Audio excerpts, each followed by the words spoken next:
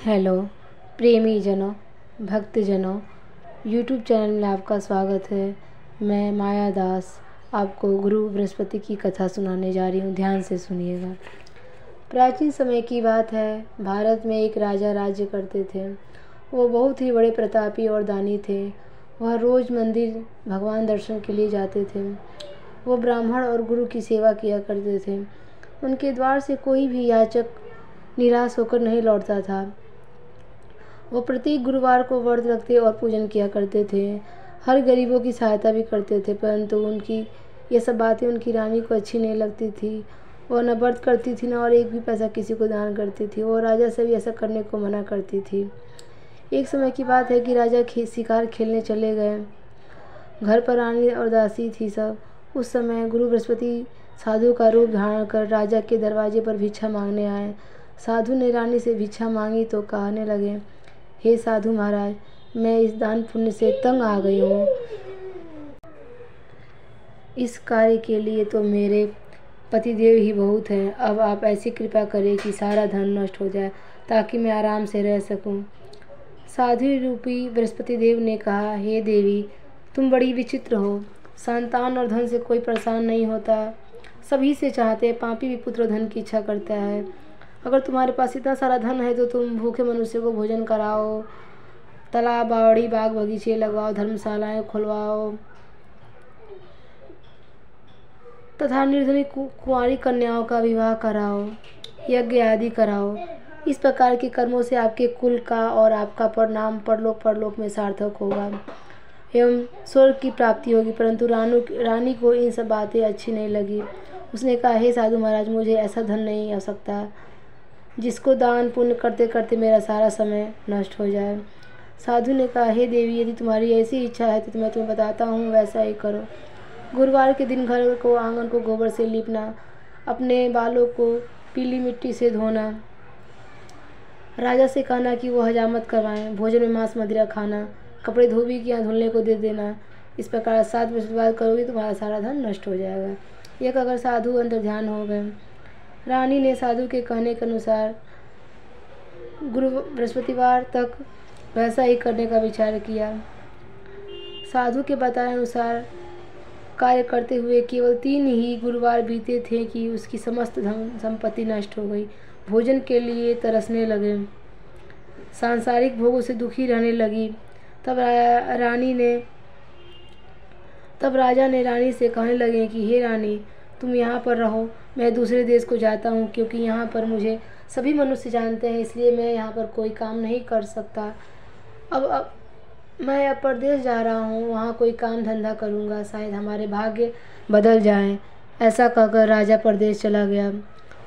वह वहाँ जंगल से लकड़ी काट कर लाता और शहर में बेचता। इस तरह जीवन व्यतीत करने लगा। इधर राजा के बिना रानी और दासियाँ दुखी रहने लगी।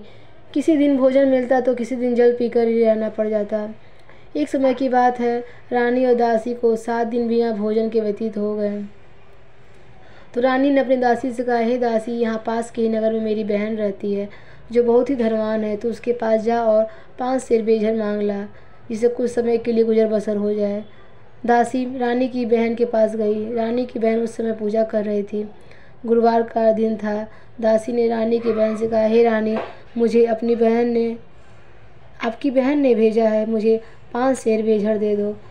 दासी ने यह बात अनेक बार कही, परंतु रानी की बहन कोई उत्तर नहीं दी, क्योंकि वो गुरुवार की व्रत की कथा पढ़ रही थी। जब दासी को रानी की बहन से कोई उत्तर नहीं मिला तो वो दुखी होकर चली गई। वह लौटकर रानी से बोली, हे रानी, आपकी बहन तो बहुत ही घमंडी है और छोटे लोगों से बात नहीं करती। मैंने उससे कहा तो उसने कोई उत्तर नहीं दिया। मैं वापस चली आई। रानी बोली, हे दासी, इसमें उसका कोई दोष नहीं है। जब बुरे वक्त आते हैं तो सब कोई सहारा नहीं देता। अच्छे बुरे का पता विपत्ति में ही लगता है।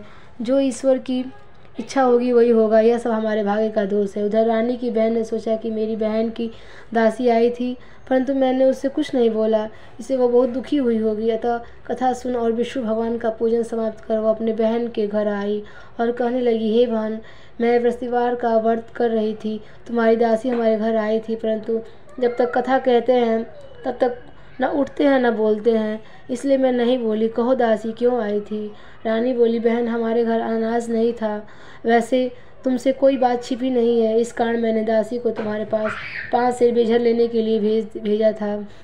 रानी की बहन बोली, बहन देखो, बृहस्पति भगवान सबकी मनोकामना पूर्ण करते हैं, देखो शायद तुम्हारे घर में ही अनाज रखा हो। यह सुनकर दासी के घर के अंदर गई तो वहाँ उसे एक घड़ा बेझर का भरा मिला। उसे बहुत बड़ी हैरानी हुई, क्योंकि उसने एक एक बर्तन देख लिया था। उसने बाहर आकर रानी को बताया। दासी अपनी रानी से कहने लगी, हे रानी देखो, वैसे हमको जब अन्न नहीं मिलता तो हम रोज़ ही व्रत करते हैं, अगर इनसे इस व्रत की विधि और कथा पूछ ली जाए तो उसे हम भी कर लिया करेंगे। दासी के कहने पर रानी ने अपनी बहन से गुरुवार व्रत के बारे में पूछा। उसकी बहन ने बताया, हे रानी बहन, बृहस्पतिवार को सूर्योदय से पूर्व उठकर स्नान करके बृहस्पतिवार का व्रत करना चाहिए, लेकिन उस दिन सिर नहीं धोना चाहिए। गुरुवार के व्रत में चने की दाल और मुनक्के से विष्णु भगवान की केले के वृक्ष की जड़ से पूजन करें तथा दीपक जलावें।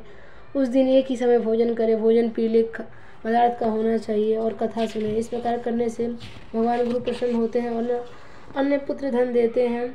इस तरह व्रत और पूजन की विधि बताकर रानी की बहन अपने घर लौट गई। रानी और दासी दोनों ने निश्चय किया है कि वे बृहस्पतिवार देव भगवान की पूजा करेंगी। 7 दिन बाद जब गुरुवार आया तो उन्होंने व्रत रखा। गुड़साल में जाकर चना और गुड़ बीन लाई तथा उसकी दाल से केले की जड़ में विष्णु भगवान का पूजन किया। अब भोजन कहाँ से आए? दोनों बड़ी दुखी हुई, परंतु उन्होंने व्रत किया था, इस कारण गुरु भगवान प्रसन्न थे। वे एक साधारण व्यक्ति के रूप में 2 थालों में सुंदर पीला भोजन लेकर आए और दासी से कहने लगे, हे दासी, यह भोजन तुम्हारे और रानी के लिए है, तुम दोनों कर लेना। दासी भोजन पाकर बहुत खुश हुई, क्योंकि रानी से बोली, रानी भोजन कर लो। रानी को भोजन के बारे में कुछ मालूम ही नहीं था, इसलिए वो दासी से बोली कि मजाक कर रही हो, जाओ तुम ही भोजन कर लो। रानी कहने लगी, वो भोजन तेरे लिए ही आया है, तू ही भोजन कर लो। दासी ने कहा, वो व्यक्ति हम दोनों के लिए थालों भोजन दे गया है, इसलिए मैं और आप दोनों एक साथ भोजन करेंगे।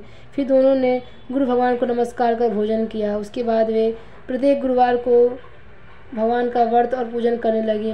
बृहस्पतिवार भगवान की कृपा से उनके पास धन हो गया, परंतु रानी फिर से आलस करने लगी। तब दासी ने समझाया, फिर पहले की तरह आलस ना करो, न सारा धन नष्ट हो जाएगा। इस कारण सभी धन नष्ट हो गया। अब गुरु भगवान की कृपा से धन मिला है तो फिर आलस ना करो। बड़ी मुश्किलों के बाद हमने यह धन पाया है, इसलिए हमें दान पुण्य करना चाहिए। भूखे को भोजन कराओ, प्याऊ लगाओ, ब्राह्मणों को दान दो, कुएं तालाब बावड़ी आदि का निर्माण कराओ, मंदिर पाठशाला बनवाकर दान दो, कुंवारी कन्याओं का विवाह कराओ। धन को शुभ कार्यों में खर्च करो, जिससे तुम्हारे कुल का यश बढ़े तथा स्वर्ग की प्राप्ति हो, प्रीत प्रसन्न हो। दासी की बात मानकर रानी ने इस प्रकार के कर्म करने प्रारंभ कर दिए, जिससे उनका काफ़ी यश फैलने लगा। एक दिन रानी और दासी आपस में विचार करने लगी कि न जाने राजा किस दशा में होंगे, उनकी कोई खोज खबर नहीं है। गुरु भगवान ने उससे प्रार्थना की और भगवान ने रात्रि में राजा को स्वप्न में दर्शन दिया। हे राजा, उठते ही रानी तुझको याद करती है, अब अपने देश को लौट जा। राजा प्रातः उठकर जंगल से लकड़ियाँ काट कर लाने के लिए जंगल की ओर चल पड़ा। जंगल से गुजरते वक्त वो ये सोचने लगा कि रानी की गलती से कितने दुख भोगने पड़े। राजपाट छोड़कर उसे जंगल में आकर रहना पड़ा। जंगल से लकड़ियाँ काटकर उन्हें बेचकर गुजारा करना पड़ा। उसी समय जंगल में बृहस्पति देव एक साधु का रूप धारण कर आए और राजा के पास आकर बोले, हे लकड़हारे, तुम इस सुनसान जंगल में किस चिंता में बैठे हो, मुझे बताओ। यह सुन राजा के नेत्रों से जल भर आया और साधु की वंदना कर बोला, हे प्रभु, आप सब कुछ जानने वाले हैं। इतना कहकर राजा ने साधु को अपनी संपूर्ण कहानी सुना दी। महात्मा तो स्वभाव से ही दयालु होते हैं। और राजा से बोले, हे राजा, तुम्हारी पत्नी ने गुरुवार के प्रति अपराध किया था, इसके कारण तुम्हारी दशा हुई थी। अब तुम किसी प्रकार की चिंता मत करो, भगवान तुम्हें पहले से अधिक धन देंगे। देखो, तुम्हारी पत्नी ने गुरुवार का व्रत करना प्रारंभ कर दिया है और तुम भी व्रत करके चने की दाल और गुड़ और जल को लोटे में डालकर केले के पत्ते से भगवान विष्णु का पूजन करो, फिर कथा सुनो, भगवान तुम्हारी सब मनोकामना पूर्ण करेंगे। साधु को प्रसन्न देखकर राजा बोले, हे प्रभु, मुझे लकड़ी बेचकर इतना पैसा भी नहीं बचता जिससे मैं भोजन करने के उपरांत कुछ बचा सकूं। मैंने रात्रि में अपनी रानी को व्याकुल देखा है, मेरे पास कोई साधन नहीं जिससे समाचार जान सकूं। फिर मैं बृहस्पतिवार की कौन सी कहानी सुनूं या कहूँ, मुझको तो कुछ भी मालूम नहीं। साधु ने कहा, हे राजा, तुम किसी बात की चिंता मत करो। बृहस्पतिवार के दिन तुम रोजाना की तरह लकड़ियाँ लेकर शहर में जाओ तुम्हें रोज से दुगुना धन प्राप्त होगा, जिससे तुम भली प्रकार भोजन कर लोगे तथा गुरुवार की पूजा का सामान भी ले आओगे। इति बृहस्पति देव की कथा समाप्त। जय भगवान विष्णु की।